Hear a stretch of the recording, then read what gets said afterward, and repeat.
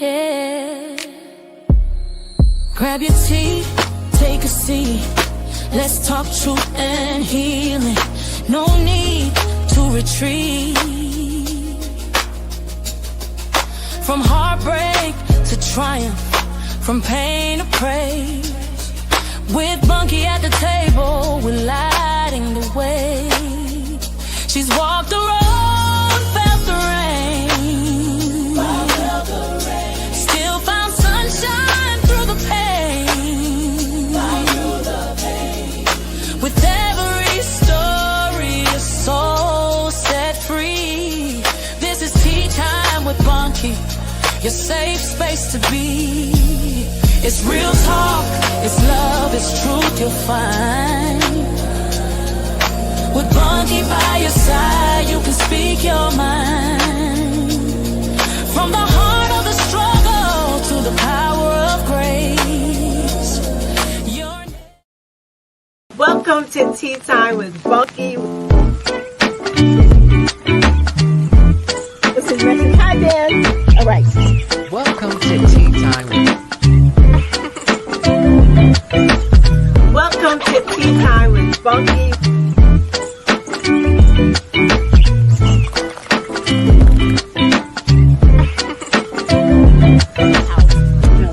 This is super recent. Welcome to Tea Time with Bunky.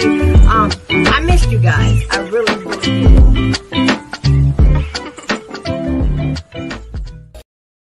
Hey, everybody. Hey. Welcome to another episode of Tea Time with Bunky, where every voice is a story and every story has a purpose. That is what Tea Time is all about. I was trying to narrow it down, before I had this long spiel about Tea Time with Bunky. But basically, it's come down to where every voice has a story and every story has a purpose. So welcome to Tea Time with Bunky. You can catch me every Thursday live on YouTube, Facebook, and Instagram. You can catch me on your favorite podcast platforms. I'm hanging around there too. Everybody that's new to Tea Time with Bunky, welcome to the family. Those that are just finding Tea Time with Bunky for the first time, sign up, hit that subscribe button on YouTube, Tea Time with Bunky, so you don't miss an episode where you can go back and catch stories that will make you laugh, that'll make you cry, and some that will make your heart smile. So with all that being said, my little spiel of what I do before, a little bit about what's going on. We're still trying to find out where Mitch McConnell is. Where is Mitch? He has been MIA since June. If it was anybody else, I hate to do the Democrat Republican thing. I hate that so much. But we know for a fact that if it was a Democrat, they would be bugging. They would be tripping. So where is this man personally? Like I said last week, and I will continue to say it, I don't think he can respond. And I think it is so unfair and so selfish to his family what is going on, because they can't ask for prayers. They can't say anything because it's all political. So either way, prayers to the McConnell family for whatever is going on, because this is insane. This is nuts. This makes no sense. So enough with him. We have right here, we have the Wansley family, Noel Wells's family. This story is just getting crazier and crazier by the minute. We have, what's his name, Mullen, who was just confirmed for Homeland Security. This corrupt man that he is just horrible. Just confirmed, versus this family still not being able to get justice. If you look at just the corruption, and I know there's like no comparison because one is political and this is a family that's grieving, but if you look at it, it is political because it's the state of Mississippi. And I'm sorry, all you Southerners, but I just can't rock, especially with Mississippi. But anyway, we have Christine, who is a nurse practitioner. You have the trolls, the ugliness, the ugly hurtfulness of these people, trolls that are going after this woman's license. Okay, she's, like I said, a nurse practitioner, years and years of schooling to get where she is, and they're going in there giving her bad reviews And there was an investigation, but the state threw it out, which they should have. I mean, if they would have looked deeper into it, which apparently they did look deeper into it to find out they were unmerited grievances or whatever. But to hurt a woman when she's down, I think that is so disgusting. I think that is so ugly for whoever is watching this and feels that it's okay to harass this family while they're just trying to find answers for their son. I think you need to go seek the Lord and ask the Lord to search your heart, because y'all the first people to be like, oh, I'm a Christian, I love the Lord, but yet you're doing all this hurtful, nasty things to this family. Put yourself in their shoes. I get. No, I don't. I don't get. I was going to say something about the people, other people on the other side, but I'm not going to. Pray for this family. Leave them alone. Give them justice. Prayers for Christina, a mother. I have 3 sons. I don't even know what I would do. I mean, the grace this woman is showing. Praying for her. Y'all leave this woman alone. Also, I don't have his picture up, but to like another story, James Cooper, I had his mother on, I think, 5 months. I think her son was gone for 5 months. He left, I think it's Michigan. I think they lived in Michigan. She didn't know, Nadine didn't know that he had moved down to Mississippi. He moved down to Mississippi, and she was telling her story, and it was fresh. They found her son. Hello, disclaimer. You're going to say something that needs a disclaimer. They found her son 2 weeks after he moved down there, hanging from a tree. And it was deemed instantly that he took his own life, when all the evidence and everything points to that's not what the case was. So praying for the Cooper family so that they can find justice. I see his story out there, James Cooper, Forever 23. It's out there more on social media, so hopefully it'll get traction where people will start looking into it and all of that. Just the hate. Y'all couldn't get me to go to Mississippi. I'm sorry. That's just not my thing. That's not my thing. So enough of that. Let me get into my guest. I had to get that out of the way. Y'all make sure you're registered to vote, and after you register to vote, make sure you go and check everything to make sure that you really can vote. So I need you guys to register to vote so that you can get out there. What did I say? Congratulations to Abdul Saeed, who just won the Democratic primary for the U.S. Senate in Michigan. The MAGAs are tripping right now. They bugging over that. And Mayor Zoran Mandani, New York mayor. Shout out to New York mayor. Okay, back to my guest tonight. I know she's like, she is doing the most. I'm sorry.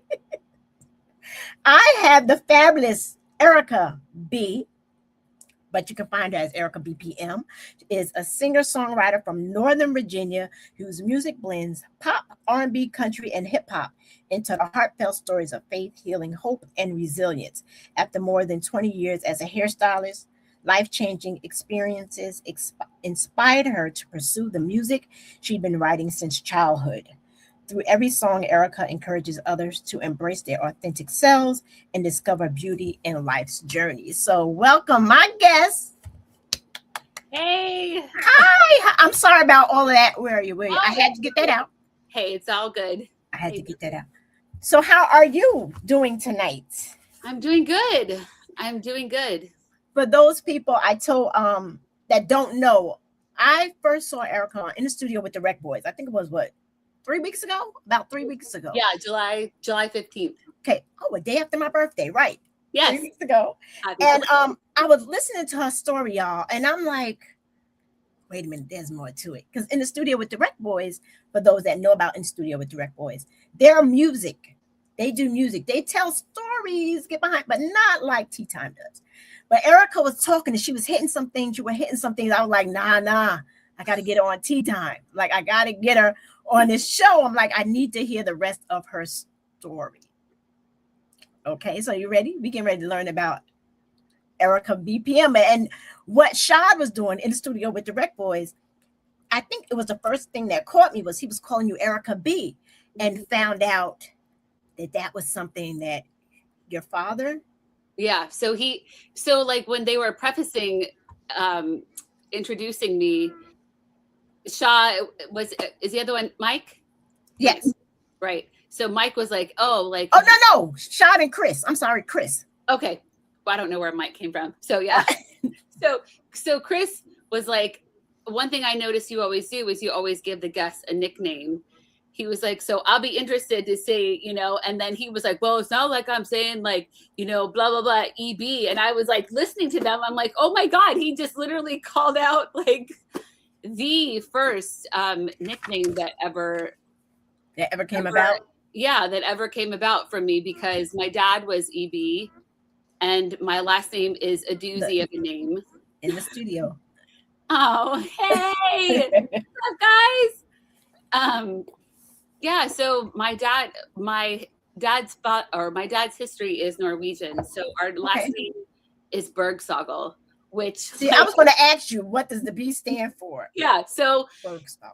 Okay. Yeah, so it was, I came to a new high school and it was like Erika, blah, blah, blah, so it just immediately became Erika B. And then I was actually best friends with another girl that was Erika. So then I just became B, like the letter B. Okay. B. That name is a little difficult. It yes. is, unless you say it. So let's get into it, because we started about the little Erika. Yes. Right.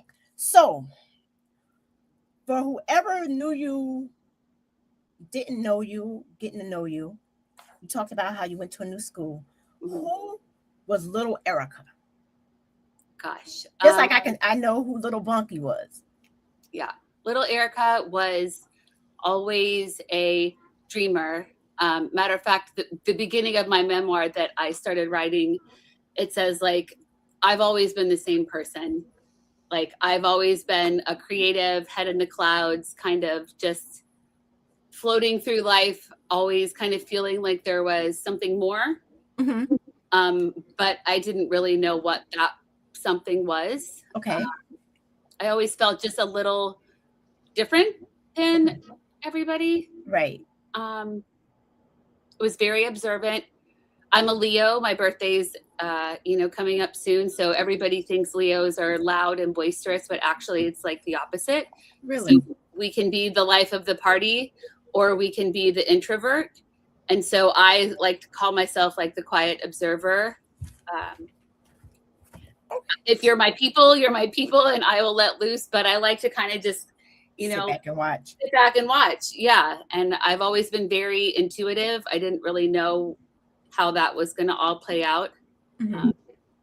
So when people describe you today, what part of the little Erika is still with you today? What part? So the dreamer, the in the clouds, the writer. I started writing when I was 8 years old, to try and process everything that was going on in my life. I've never been good speaking orally. I've always been better at writing. Mm-hmm. My affinity for, I say like traditional girly things, and I know that I don't want to like focus too much on that, but I've just been, I like pretty sparkly pink butterflies, like just. Yeah, I see the butterflies in the back. Yeah. So that's been a huge symbol for me my whole life. My dad was a pilot. Okay. So from very early age, like he used to always talk to me about flying. My head was always in the, like, back to the whole, head in the clouds. I just always was looking up because I was fascinated with the idea of life and like, why are we here? Like our God created us, but like the vast sky was just amazing to me. So what is it about butterflies? Because you see the beauty in them. Yeah. That's a lot. But I'm sure it's beautiful. I like that. In your show, or in your interview in the studio with the record boys, right? I mean, we're going to get there, but like I had told you, I had these notes. Yeah. That I was going to, you guys. I had my notes. I was all prepared for this show, and I lost them. I lost the notes. And I don't even have a studio like you have a studio. I don't have a, so it's not like it's far. I know it's in my face somewhere, but to me, that was just my sign from God saying, okay, you're going to go by my flow. Yeah. What you had planned, we're not doing that. So I'm like, all right, Lord, I hear you. I'm with that. I hear you. And so your conversation with the rec boys, you talked about your accident, right? That's before that. Let's go back. You were a hairstylist, right? What made you want to become a hairstylist? Were you always into cosmetology? No, actually, I was always very good at doing my hair. I'm my mom's only daughter, and so I would watch her while she was getting ready for work, and then when she would leave, I would go back and like try to recreate everything. I don't know. I just had a knack for it. Okay. It was by God's ultimate design that I got my job working as a hairstylist, because I came home from college. I went to Radford University. Okay. And I came home after the first semester.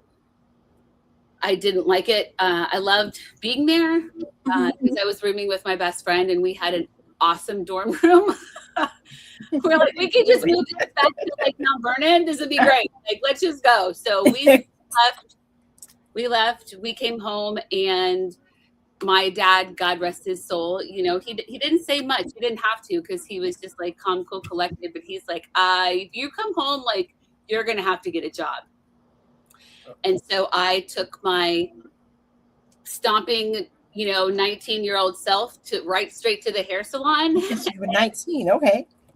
I said, my dad said, since I came home, I have to get a job. I was venting to my hairstylist of, the past 5 years. And he's like, well, we need a receptionist. And I said, perfect. So I came home from that hair appointment. I said, guess what, Dad? And he literally was like, oh my goodness. It was like, he just challenged me. And so as fate would have it, I worked at the desk for 6 months. And the owner of the salon would comment, every day. He would be like, wow, who did your hair? Who did your hair? And I said, me. Like, it was always different. And so he's like, why are you here and not there, like behind the chair? And I said, I don't know. He's like, well, let's go. So they put me through the apprentice training program. Okay. One of the head stylists, her assistant was getting ready to move to California. And so he said, she needs an assistant. Why don't you do it? And I was like, all right. So. Oh, that's what's up. That's what's up. As fate would have it, as my mentor, she said, some people have it in their hands, Erika, or they don't. And like, you have it. It's just, it was there naturally. It was a God-given gift. Right. If you talked about like the people that knew me back when, if you ask my friends from high school, they will say Erika always had the best hair. Your hair looks fabulous right now too, by the way. It does. It's popping. So that I guess that that translation has stuck with me. So I was very blessed to fall into that. All right. So all right, you have a lot of titles. You have a lot of titles. You are a hairstylist. You're a musician. You're an author, right? The Chase, that a lot of stuff. See, I was paying attention. But what version out of all of those do you feel most fits who you are? How do you feel? Which one of those do you feel more like? Or is it not a specific? You don't feel like a author, a beautician, a musician, or you just feel like Erika? Or does it depend on a day that you feel like this one? I'm feeling more like this. Which one do you gravitate to more? It really, that's a great question. I think because I've been doing hair for 26 years, I think that was my identity for so long. But you were talking about like the accident and all that stuff. Like right after. Oh yeah, we're getting into that. Yeah, like after everything was stripped away, I think I had to figure out who I was aside from all the labels, like aside from my job, aside from my title, aside from my position. Like I needed to remember who I was without all of the extra things. So I think right now my label would just be, yeah, like Erika, the creative, Erika, the writer, because I have this like huge passion project that I can't wait to get out. And I just feel like once people read it, they're going to be like, oh, I get it. Like, just like when I started doing hair, it was like, well, of course she's doing that. Like, you know, it makes sense. Like, then people are going to get it. Right now, it's kind of, not kind of, it's very close to my heart. I've been very afraid to share that part of me, the writer, the musician, the author, because it's super vulnerable. Right. Totally out of your comfort zone. Right. And I mean, it's like reading your diary out loud to people. And that's the scary part. It's out loud. Scary, but I feel like God told me, like, you have to share your voice. Ain't that is how he does it, right? And when he talks to you, he's talking to you like me and you having a conversation. Like people expect some grandiose. No, he's talking to you just like me and you having a conversation. Yep. Like, wait a minute. Yep. Lord, I'm like, no. Yeah, like what? I get it. I get it. So with all of your gifts, right? You have a lot of gifts, and probably more God is probably still revealing to you. What keeps you grounded? Because when people see you, right, especially now you're becoming more out there, you know, more in the public, and people know you as Erika B or whatever. What keeps you grounded and humbled? Like what? Because people see you and and I'm sure they react. Because just like sometimes people see me and be like, oh, Tea Time with Bunky. I'll be like, oh my God. No, what keeps you grounded? So I feel like, honestly, what keeps me grounded is that not a lot of people really know or like even like asking about this side of me yet. Like people are still like, when are you going to get back to doing hair though? So like, what's your plan? And I'm like, I have no idea. I'm just going with the flow. I mean, what keeps me grounded is going to my war room, you know, and sitting there and oh snap, war room. For people that don't know what a war room is. Change my life. I had shout out to the war room.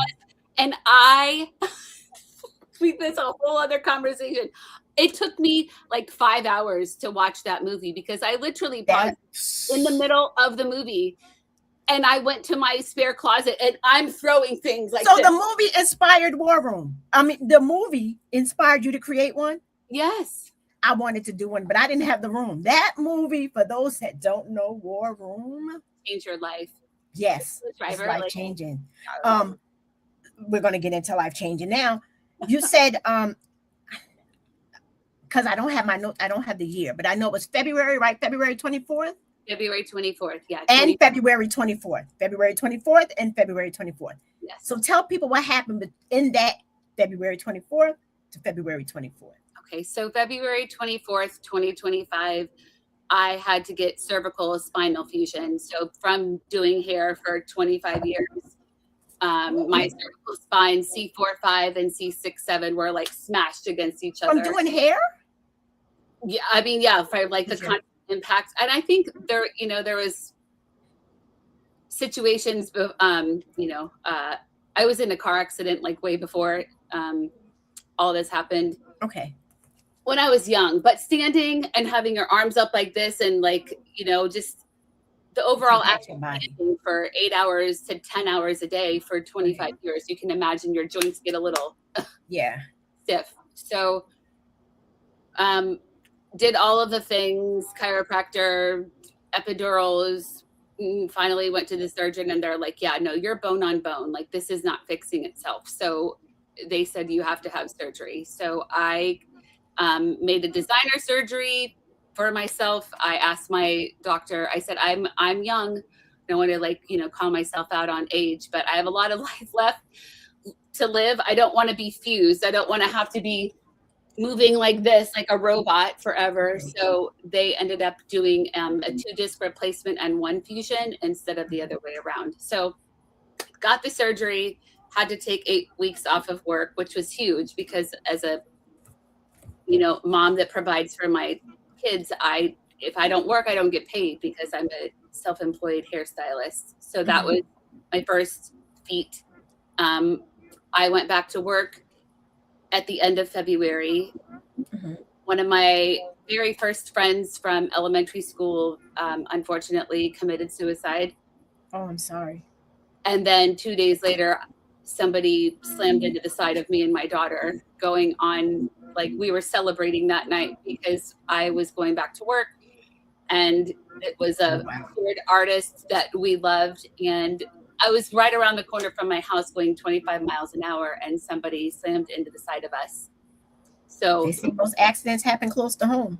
Yeah, that's absolutely true. So that was February, April, May. So then, right, I don't have a job. I don't have a car now, and I'm sitting at home. So during that time, I was taking care of my dad in the evenings because he couldn't be alone. And by the grace of God, I live one house down from my parents. So we have moved here in 2024. So that was May 2024. Flash forward February 2025. God was positioning me to where I needed to be, right? Yes. Because I had no car, I had no job, and he's like, okay, well, great, you can just walk one house down and go sit with your dad. So that's what I did. My dad started declining very rapidly in November, December, January. He passed February 24th, 2026. So a year to year. Now, when that happened, because I think I could be mistaken, but I think you had said in your interview in the studio with the Rec Boys, like with all the working and everything going on, you were tired. You were tired. And I've learned that when God is trying to get your attention, right?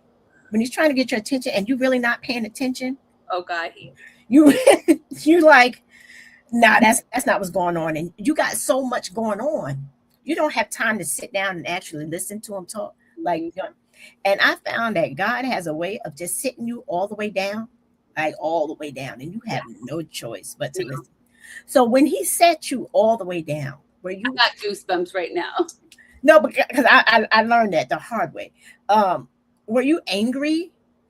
I mean, and people will be like, no, I've never been angry. I mean, but like, tell like the truth. I know I have been. Yeah. Like I said, I was super angry. I was very angry. I was depressed. I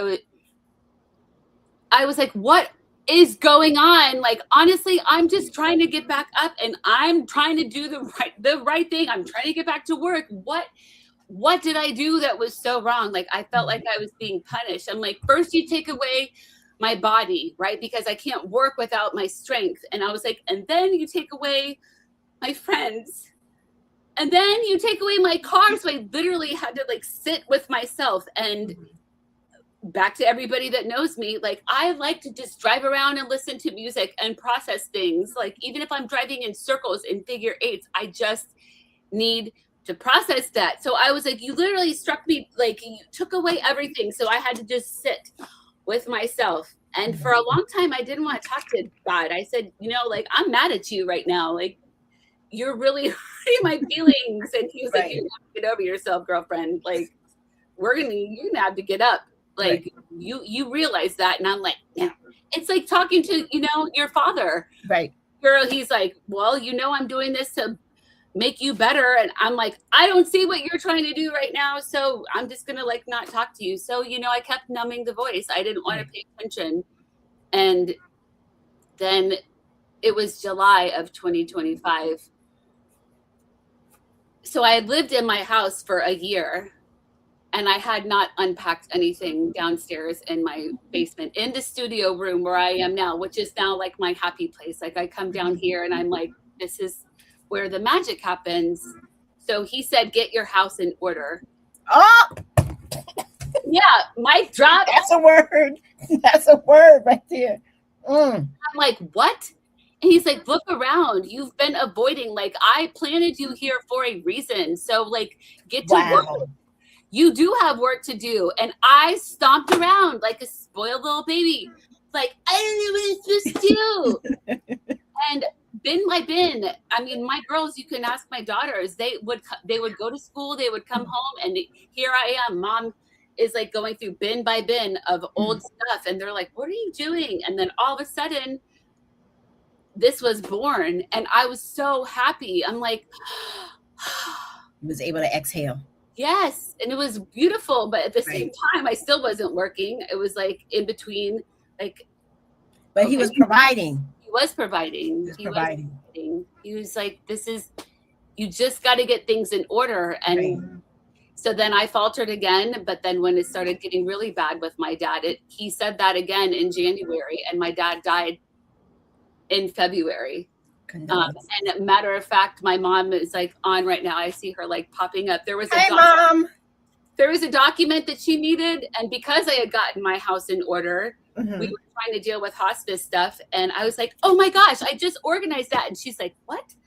Because I'm a little scatterbrained. And things were everywhere. But I'm like, I just organized that. I know exactly where that is. And I ran home. Wow. And I came back, and she's like, oh my gosh, Erika, wow, that's great. And I said, see, it's because I listened.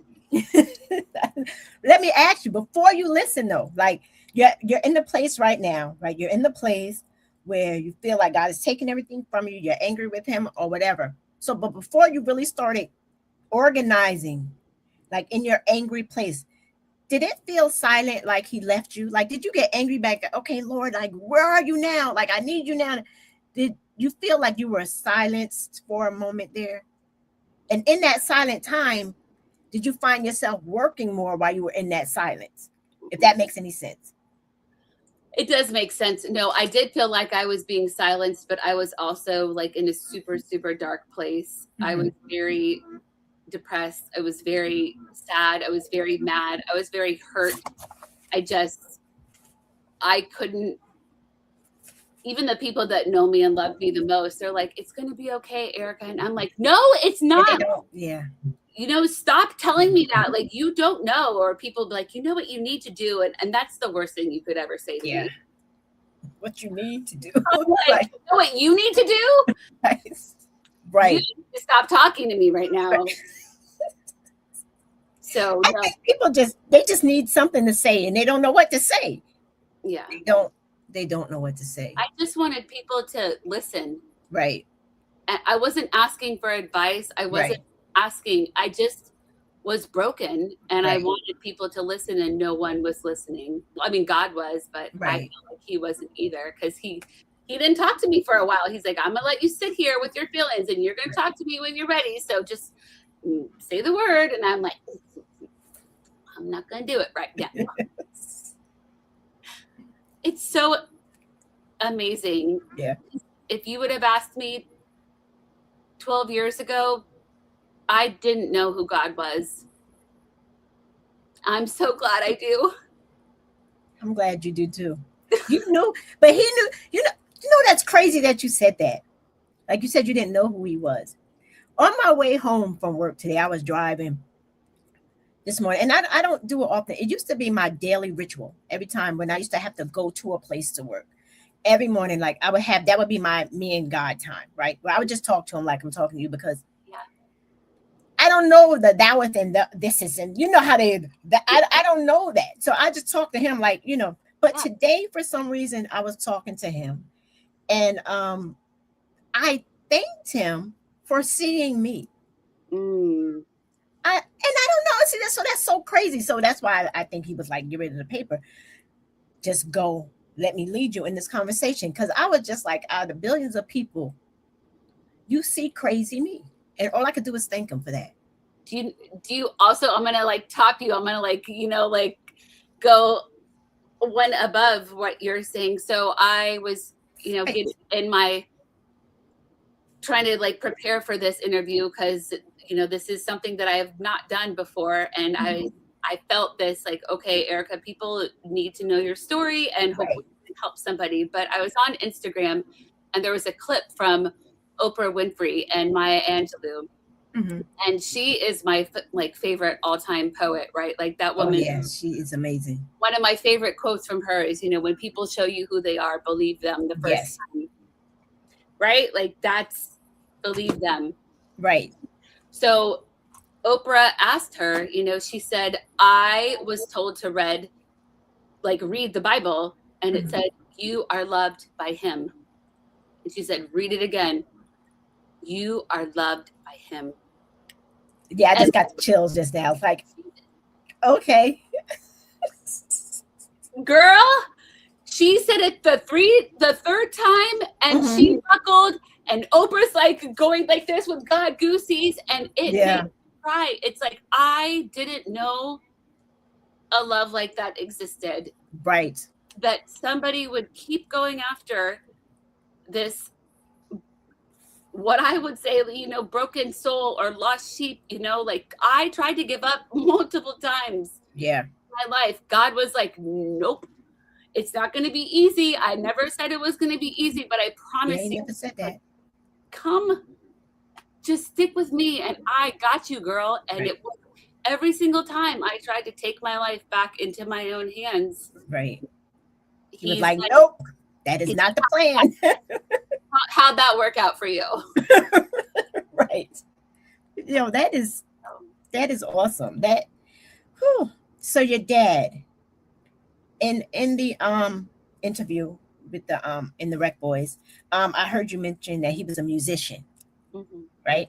So if people could hear your music today, because you describe your music as you are basically a combination of everything. Everything, yeah. You're a combination of everything. So, because when they ask you what genre, you're like, basically, I can't wrap it up. Yeah, I can't. It depends on how I feel in that moment, right? Yeah. So, how would your dad feel hearing you and seeing you? Because were you doing this? You weren't doing this when he was still here. So I had the awesome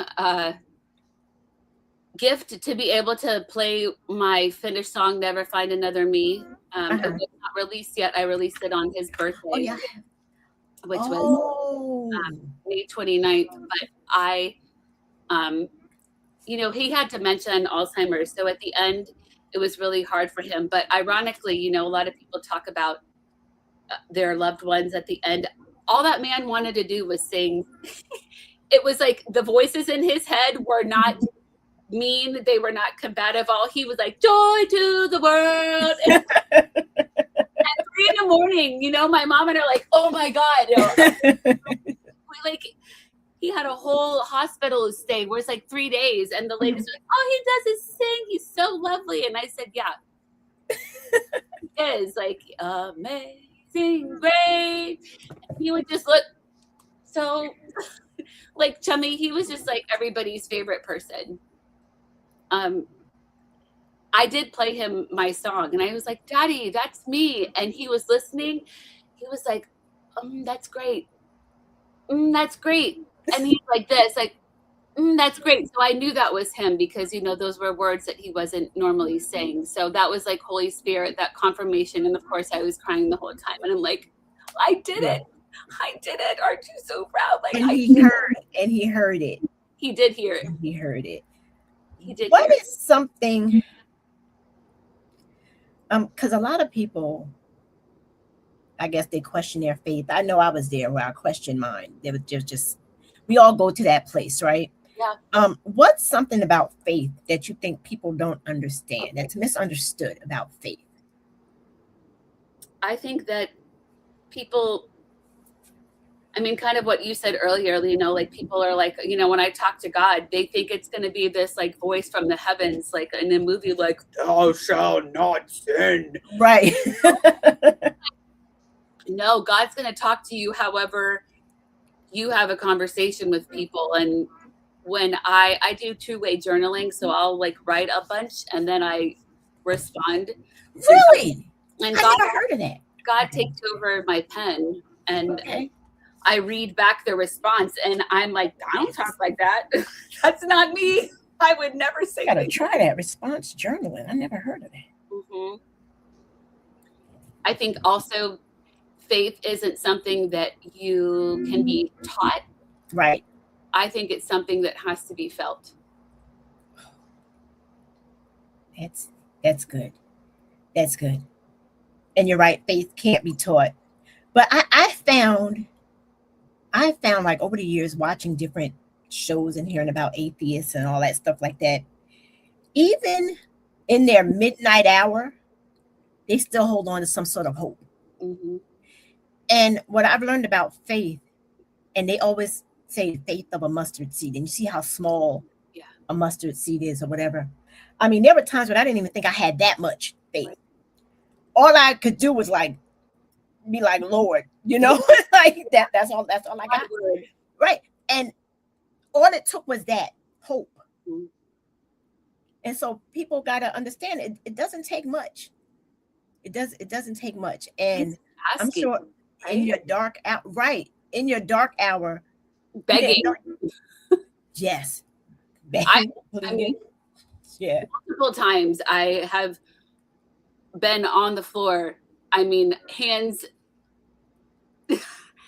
like just weeping and begging and pleading, like, God, please take this. Please talk to me. Please show me. Right. You know, I would be in there sometimes for hours and just like, I mean, the nights are not my friend. So I think that you have, like, faith is, it can be taught. It can be shoved down your, like, religion, I would say. Like, religion. You know, I don't think faith can. And I think it's never too late. You know, people can be like, well, I had this way of thinking for my whole life. Like, I didn't know who God was until 2015 when I got baptized as an adult. And I actually want to do it again because the last 10 years have not been roses. Mm-hmm. And I want to do it as an outward declaration that's like, okay, again, I want to give it up because I am not in control of this. Right. I mean, I am, but I now, because of faith, because of grace, because of nothing short, like I am not in control. Okay. Well, let's lighten this up a little bit. Let's have a little bit of fun. Okay. All right. Let's do it. Okay. This is something I call fact or cap. Okay. It's either a truth or it's not a truth. We're going to get to know you a little bit. Okay. Okay. Okay. First one. You wrote your first song before you were 18. When did you write your first song? Fact or cap? I didn't know it was a song, but I think that's cap because, yeah, I think my first song labeled a song was 2020. Okay. See, that's why this fact or cap. We're getting ready to know you because for people that don't know. Okay. God has woken you up in the middle of the night with lyrics. Fact. So you're that person that sleeps with a book on your nightstand? Yes. Many books. Okay. Yeah. All right. Many books. All right. Okay. Fact or cap? You get nervous before performing. Have you performed yet? Yes, I have. And that's absolutely a fact. Like how nervous? Like, are you like, oh my God, I'm going to forget the words? Like that type of nervous?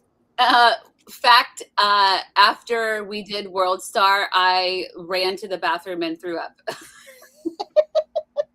But it was probably an amazing performance, wasn't it? I was so nervous. Like, I like blacked out. I was like, I gotta go. And my girlfriend was like, let's get her out of here. And all the guys were like, what happened to Erika? I'm like, like she is out. Yeah, I was like, I don't know what happened. But you did good. You did good? Yeah, I did good. Okay. That's all that matters. Look, you forgot. Have you forgotten the lyrics to your Have you ever forgotten the lyrics to your words? And if so, what did you do? How did you handle that? I have not. I haven't been on the stage to sing my own lyrics that many times as of yet. I will say that I've forgotten the lyrics to like a karaoke song while I was on stage, but not to my own yet. I'm gonna say it. Okay, well, hopefully that won't happen. I mean, I've sang in the choirs at church, and there's many days I forgot the lyrics and just tried to improvise. That's worse because people know the words and you don't know the words. So it's like that's crazy. Okay, your father is still one of your biggest inspirations. Fact. Absolutely fact. Were you a daddy's girl? I was. Yes, I am. I mean, I still am, you know. Right. Yeah. Nothing wrong with that. Nothing wrong with how many more of these I got? I think this is this. No, I got 2 more. Wait.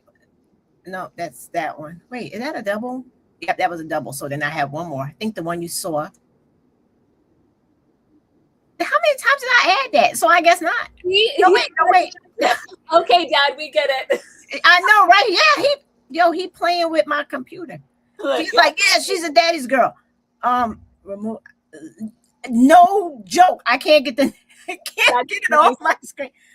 Okay, I see you, sir. Yeah, I see you. Hopefully we'll get this off before it's I don't know. It may be. There we go. I'm not even gonna mess with the last one because your dad wants everybody to know you're a daddy's girl. So I respect that. So back to our questions. For people watching this, what do you hope people feel after spending this hour with you, right? Not about the music or hearing you, meeting you. What do you want people, because like I said, I'm on different podcast platforms also. So everybody won't see this, but people will hear it.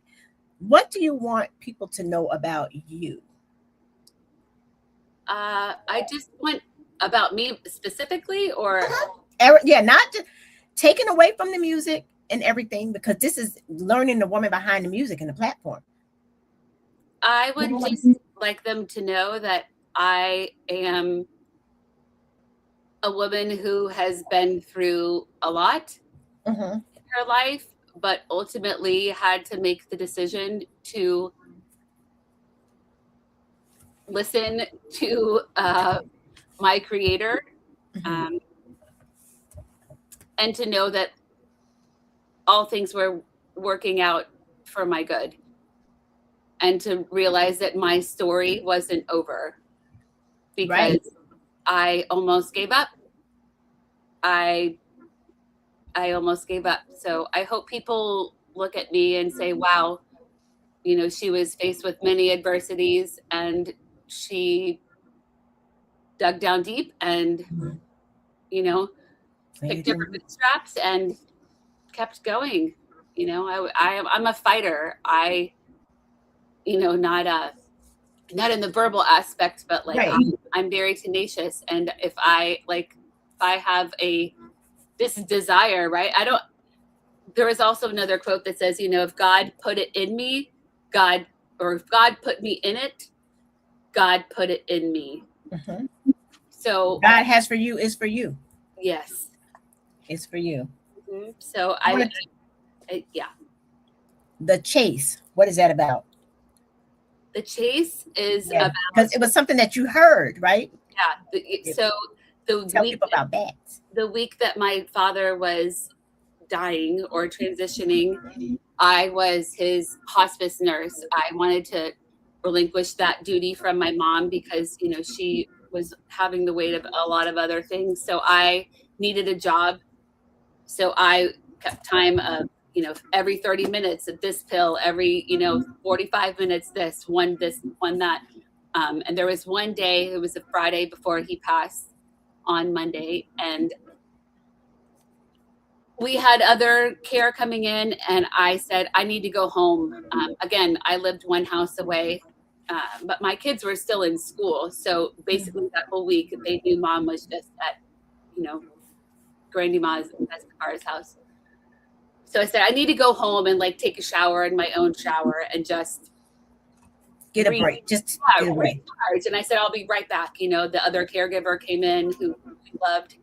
And so they said, go and come back. And I was the whole time when I was sitting with him in the middle of the night, I was writing notes on my phone. I was doing voice memos. I was writing my book. And so I got home, and as God likes to speak to me in the shower, mid suds, you know, mid shampoo, I'm like, la, la, la, la, la, la, gotta hurry up and get back. And he's like, the chase. I'm like, what? He said, the one thing that you've been chasing has been with you all along. Yeah.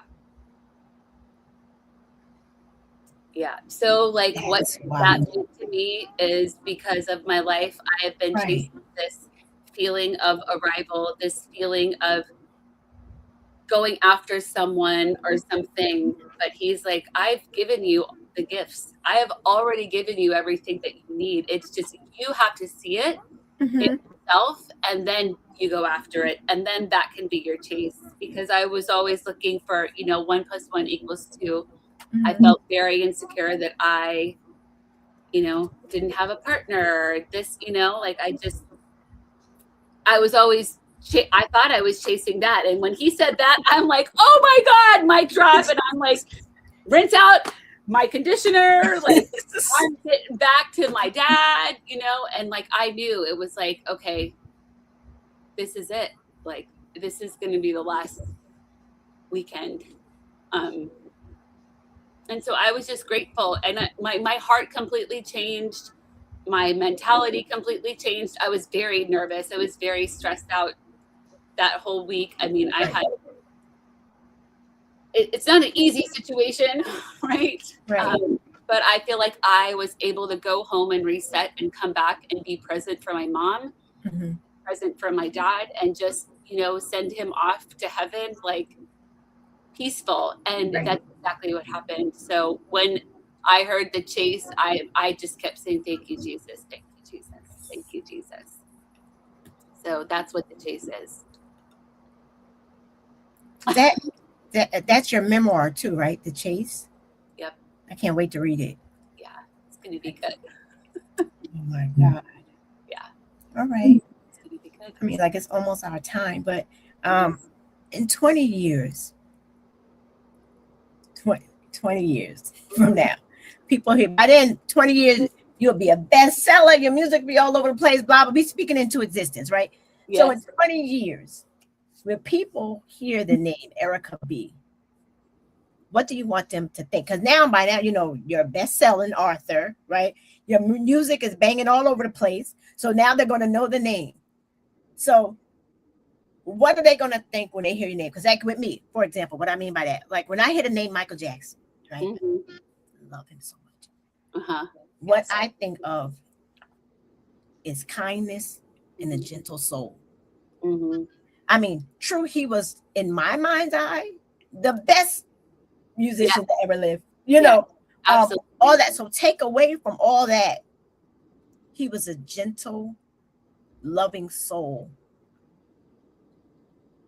and probably the loneliest man on earth Yeah. because of who he was. Yeah. So now, with that being said, not that you're gonna be the loneliest woman on earth, but when they think of you, what do you want people to think of in 20 years?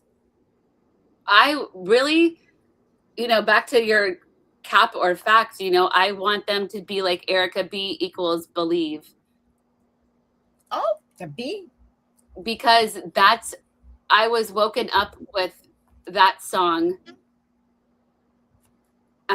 never find another me. So no, this song is not released yet. Okay. It's my worship song. It sounds like I'm singing about a man. The name of the song is Believe. Okay. But I was I'll woken let you know when that come out. Yeah, I was woken up with that in 2020, before the world shut down. Okay.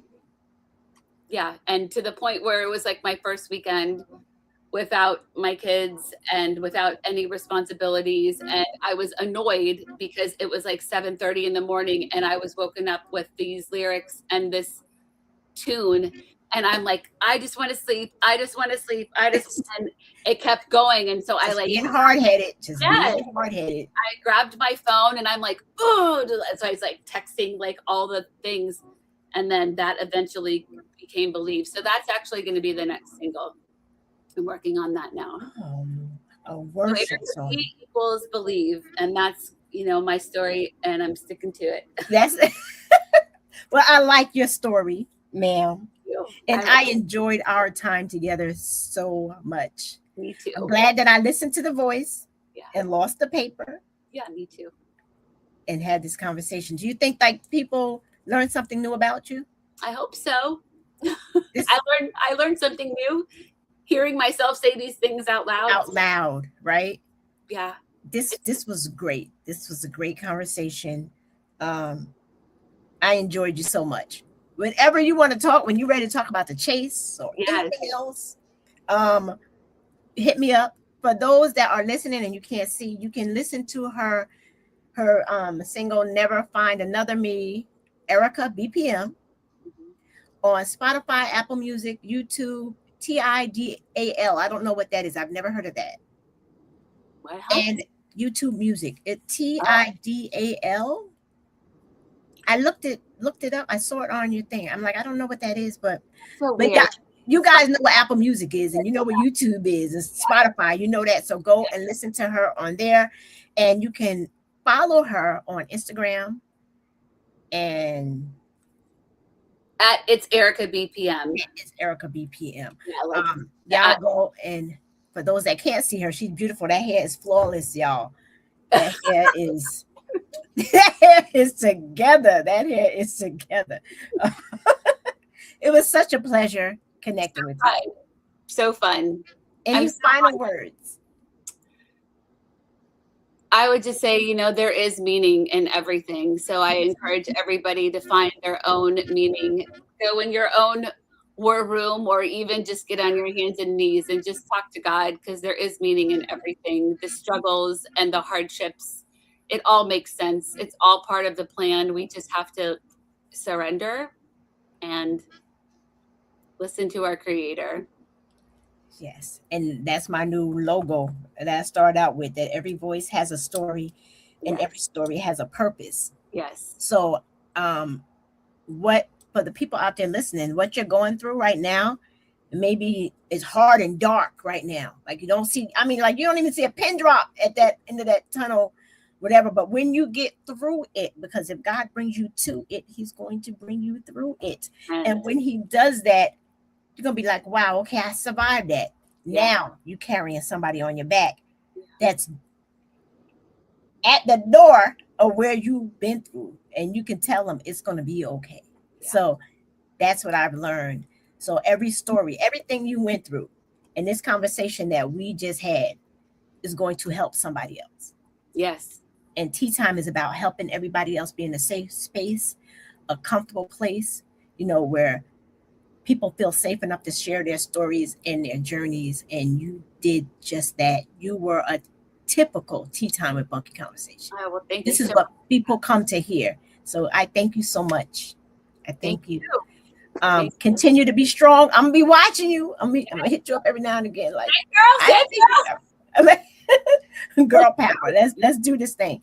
So listen, don't you go nowhere. Stay there until everything, because I need to talk to you for a minute.